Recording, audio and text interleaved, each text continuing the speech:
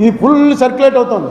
ఇది అబద్ధం అయితే వెంటనే దాన్ని బ్యాన్ చేయాలి, వెంటనే చర్య తీసుకోవాలి. ఆంధ్రాలో 12.54 ఎక్కువ పెట్టారని చెప్పి అంటుంటే చంద్రబాబు నాయుడు గారు ఇందులో ఎక్స్పర్ట్. ఎందుకంటే ఫస్ట్ ఆయన ఈవీఎంలు తప్పు అని చెప్పింది ఆయనే. ఆయన దీన్ని క్లియర్ చేయవలసినటువంటి అవసరం ఉంది. లేదా ఓట్ ఫర్ డెమోక్రసీ వాడు బోగస్ వాడు ఉత్తినే ఏవో పెడుతుంటాడు. నేను చూశాను వాళ్ళ పేర్లు, అందరూ ఎవరెవరు ఉన్నారు, వాళ్ళంతా చాలా పెద్ద రిప్యూటెడ్ ఫెలోస్. మరి ఎందుకు అలా పెడుతున్నారు అని. ఇంకో విషయం, నిన్న బాలినేని అతను వేసినటువంటి పిటిషన్లో ఇప్పుడే దేశాయ్ గారు పంపారు నాకు. దేశాయ్ గారు పంపిన దాని ప్రకారం చీఫ్ ఎలక్టోరల్ ఆఫీస్ మీనా గారు 26/6/2024 నాడు ఒకటి ఇచ్చారు. అది అందరికీ కూడా తిరుగుతోంది, మీకు కావాలంటే పెడతాను నేను. దాంట్లో ఆయన చీఫ్ ఎలక్షన్ ఆఫీసర్ ఆయన ఏమి ఇచ్చాడు, ఇవన్నీ కూడా కౌంటింగ్ అయిన 10 రోజుల్లో మొత్తం డిస్ట్రాయ్ చేయమన్నారు. అప్పుడే 20 రోజులు అయింది, 26వ తారీఖున ఇచ్చాడు ఆయన. అప్పుడే 20 రోజులు అయింది, ఇంకా ఎందుకు డిస్ట్రాయ్ చేయలేదు, వెంటనే అన్నీ డిస్ట్రాయ్ చేయండి అని చెప్పి ఆయన ఇచ్చాడు. అది పంపిస్తే అది చూసి నేను ఆశ్చర్యపోయి దేశాయ్ గారిని అడిగాను, ఇదేంటండి బాబు అని. వెంటనే దేశాయ్ గారు యాక్ట్ తీసి పంపించాడు. Section 81 of the representatives of people act. ఇప్పుడు అదే ఇక్కడ వచ్చి కూర్చుని రాసుకున్నది ఆయన, ఇందులో పంపించాడు వాట్సాప్లో. దాని ప్రకారం 45 రోజుల వరకు అది సురక్షితంగా పెట్టించాలి. ఎందుకంటే ఎలక్షన్ పిటిషన్ అవడం వేస్తాడేమో, ఎలక్షన్ పిటిషన్ వేసేటప్పటికి అన్నీ కూడా సురక్షితంగా ఉండాలి. 45 డేస్ టైం ఇచ్చింది యాక్ట్. ఇక అసలు మీరు 10 రోజుల్లో మొత్తం డిస్ట్రాయ్ చేసేయండి అని అంటే ఇంక ఎలక్షన్ పిటిషన్ ఏమి వేస్తుంది. అసలు డిస్ట్రాయ్ చేసేటువంటి కంప్యూటర్లు ఆన్లైన్వి. ఇప్పుడు దానికి ఏమంటున్నారు వాళ్ళు, మీరు రండి మాక్ పోలింగ్ పెడతామని. మాక్ పోలింగ్ అంటే మనందరం అండి ఇక్కడేమో చెప్పాలి, మేము ఇదిగోనండి మేము సైకిల్కి కొడుతున్నాం, మేమేమో ఫ్యాన్కి కొడుతున్నాం అని రాసుకుంటారు. అక్కడికి వెళ్ళి మనం సైకిల్కి ఫ్యాన్కి కొట్టాలి, చూపిస్తారు. ఇక చూడండి మీరు చెప్పినట్లు 12 మంది సైకిల్కి కొడతా ఉన్నారు, 12 వచ్చాయి.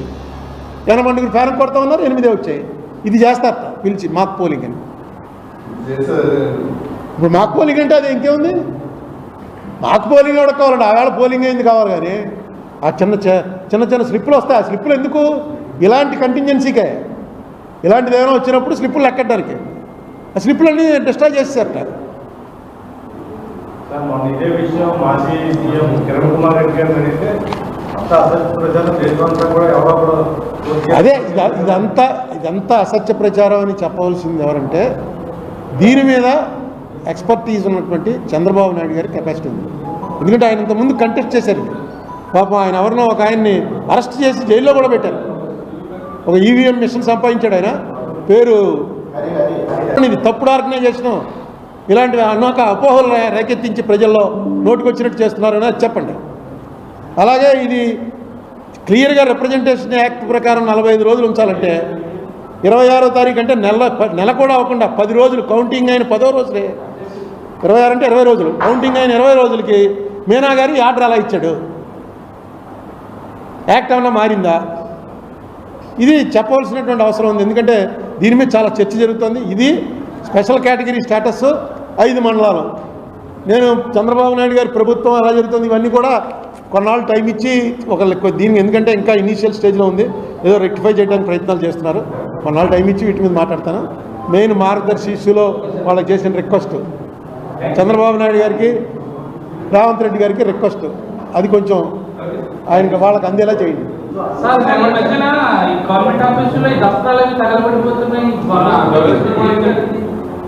ఇదేదో కొత్త పెచ్చకోలేదు, ఆయన ఎప్పుడు వినలేదు. మరి దస్త్రాలు తగలబెట్టేయడం అదేని, అసలు దస్త్రాలు ఏమీ ఉంచట్లేదు, అన్నీ కూడా కంప్యూటర్లో లోడ్ చేసేస్తున్నారు. ఇప్పుడు చంద్రబాబు నాయుడు గారు వచ్చాక తగలబెట్టారు కదా, అంతకుముందు ఏదో కోర్టులో తగలబెట్టేశారన్నారు, కోర్టులో దస్త్రాలు.